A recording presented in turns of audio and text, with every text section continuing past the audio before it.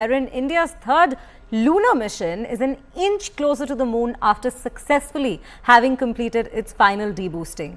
The lunar mission took a significant step today and completed its second deboosting operation, and it brought the Vikram lander into an orbit of 25 into 134 kilometers above the moon. With this maneuver, the required orbit for the lander module to commence its descent towards the surface of the moon is achieved. Now remember, the spacecraft entered the lunar orbit on August 5th and is scheduled to make a soft landing on the moon's surface on August 23rd between 17:30 to 18:30 hours Indian Standard Time, which is 5:30 to 6:30 Indian Standard Time. And India is excited. We're all counting down to that moment when we touch down the south pole of moon. But you must have been speaking to our scientists in ISRO. How's the Josh? No, absolutely. And as you rightly said, India is excited. But what is, I think, the best part of it and what is peculiar about this mission is that while India, of course, for obvious reasons, every Indian feels proud and also is taking it as something which is going to enhance his prestige and esteem.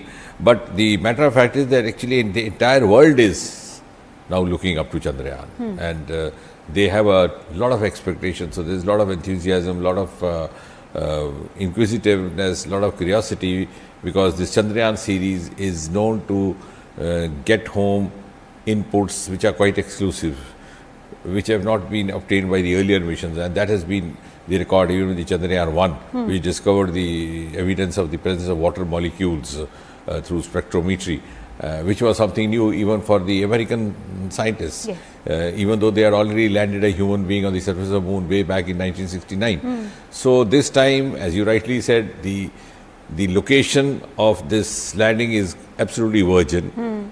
This toward the South Pole. Most of the earlier missions have landed close to the equator.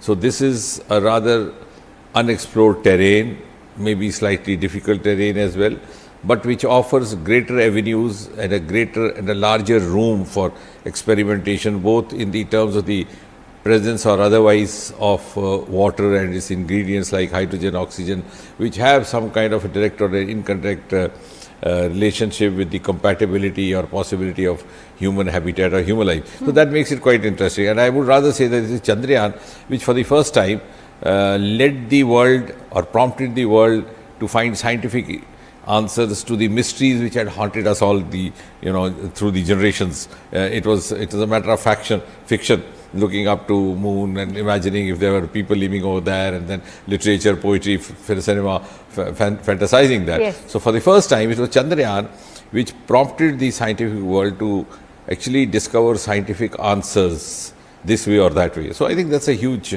breakthrough.